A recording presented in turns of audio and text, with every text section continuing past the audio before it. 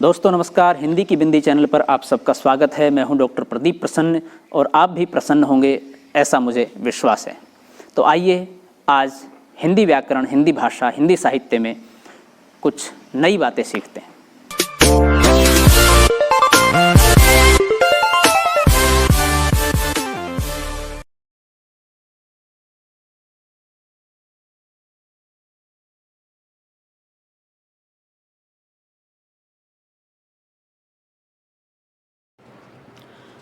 विद्यार्थियों, आज की वीडियो हम बना रहे हैं मनु भंडारी एक परिचय।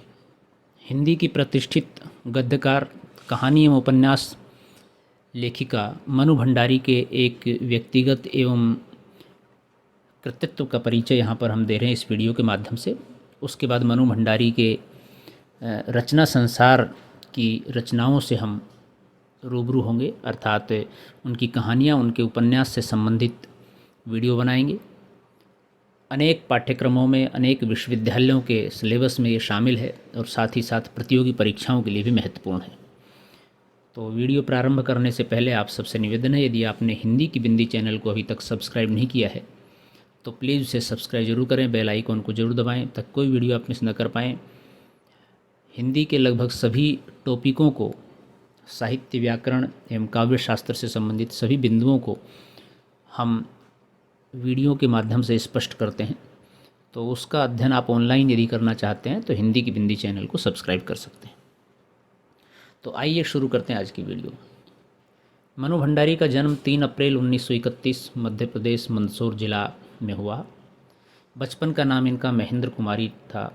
बचपन में प्यार से सभी मनु भंडारी मन्नू पुकारते थे, इसीलिए लेखन के लिए मन्नू नाम का चुनाव किया और शादी के बाद भी मनु भंडारी रही। अक्सर शादी के बाद उपनाम या जातीय विशेष या दूसरे कारण से नाम परिवर्तित कर लेते हैं बहुत सारे लोग, लेकिन मनु भंडारी ने नहीं किया। पिता सुख संपत राय जाने माने लेखक हैं हिंदी के, पारिभाषिक कोश के निर्माता रहे हैं। ये क्रोधी, अहमवादी व आदर्शवादी थे। इन्होंने स्त्री शिक्षा पर बल दिया। वे लड़कियों को रसोई में जाने से मना किया। शिक्षा को ये प्राथमिकता देते थे। अर्थात ये धारणा तोड़ी इन्होंने एक तरह से कि स्त्रियां या लड़कियां सिर्फ रसोई का या घर का ही काम करेंगी, अध्ययन अध्यापन का काम नहीं करेगी। इन्होंने कोशिश ये की कि लड़कियां भी घर से बाहर निकल के शिक्षा प्राप्त करके वो सभी कार्य, उन सभी व्यवसायों में, विभागों में कार्यरत हों जिनमें अक्सर पुरुष जाते हैं, स्त्रियों की मनाही होती है। मनु के व्यक्तित्व निर्माण में इनका हाथ सर्वाधिक रहा, इनके पिताजी का। मनु ने अपना प्रथम कहानी संग्रह मैं हार गई अपने पिताजी को समर्पित करते हुए लिखा है, जिन्होंने मेरी किसी भी इच्छा पर कभी अंकुश नहीं लगाया। पिताजी को निश्चित रूप से अगर आप उन इच्छाओं को आगे बढ़ने के लिए अवसर देंगे तो वो एक सही दिशा में जाएंगी। बस आप उनका सही समय समय पर मार्गदर्शन करते रहें, अवलोकन करते रहें। तो मनु के पिता ने वो कार्य किया और मनु आगे बढ़ी। मनु की अपने पिता के प्रति नितांत श्रद्धा इससे स्पष्ट होती है। मनु ने अजमेर के सावित्री गर्ल्स हाई स्कूल में शिक्षा प्राप्त की, अजमेर कॉलेज में इंटर किया। कॉलेज की प्राध्यापिका शीला अग्रवाल ने लड़कियों को देश प्रेम और अंग्रेज सरकार के विरोध में उकसाया, जिसके कारण मनु ने स्वतंत्रता आंदोलन में भाग लिया।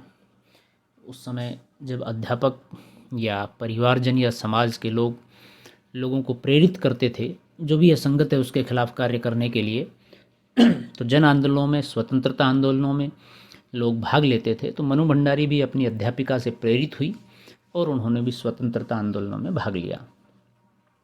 स्वतंत्रता के बाद बहन सुशीला के पास कोलकाता से बीए की डिग्री हासिल की। विवाह 1959 में राजेंद्र यादव, हिंदी के जाने माने गद्यकार, कहानीकार, हंस के विशिष्ट संपादक और कई मायनों में एक तरह से चर्चित और विवादास्पद रहे हैं राजेंद्र यादव, इनके साथ इनका विवाह हुआ। सिविल मैरिज हुई, ये अंतर्जातीय विवाह था। कृतित्व: मनु भंडारी ने कौन कौन सी रचनाएं लिखी? मनु भंडारी बहुमुखी प्रतिभा संपन्न हैं। इनके 5 कहानी संग्रह, 5 उपन्यास, 2 नाटक, 3 बाल रचनाएं प्रमुख हैं। ये इनका रचना संसार है, बहुत सीमित है, लेकिन इतने सीमित में ही काफ़ी चर्चित हैं। मनु भंडारी के शब्दों में लेखन ने मुझे अपनी निहायत निजी समस्याओं के प्रति ऑब्जेक्टिव होना व उभारना सिखाया है। निश्चित रूप से लेखन हर व्यक्ति के लिए कुछ अलग हो सकता है, लेकिन इतना ज़रूर है कि आप बहुत सारी बातें जो हर जगह पर हर किसी को नहीं कह सकते, लेखन में वो कहीं ना कहीं उद्घाटित हो जाती हैं और आप अपने मन की बात उस बहाने कह जाते हैं। तो लेखक का सबसे बड़ा काम ये है, और वो आपका एक तरह से आपकी समस्याओं का शमन करना है लेखक के माध्यम से, लेखन के माध्यम से दूसरों को प्रेरित करना तो है ही साथ ही। राजेंद्र यादव मनु के लेखन के बारे में कहते हैं, व्यर्थ के भावोच्छ्वास में नारी के आंचल में दूध और आँखों में पानी दिखाकर मनु ने पाठकों की दया नहीं वसूली। वह यथार्थ के धरातल पर नारी की दृष्टि से अंकन करती है। एक बड़ी बात है, निश्चित रूप से जिस तरह का आकलन मनु के लेखन के आधार पर राजेंद्र यादव जी कर रहे हैं, उनके लेखन की विशिष्टता तो है ही है, साथ ही स्त्री को किस रूप से देखा जाए, किस दृष्टिकोण से देखा जाए, ये एक बड़ी बात है मनु भंडारी के लेखन के माध्यम से राजेंद्र यादव जी उद्धृत करते हैं। कहानी संग्रह उनके हैं मैं हार गई, जो 1957 में प्रकाशित हुआ। ये प्रथम कहानी संग्रह है।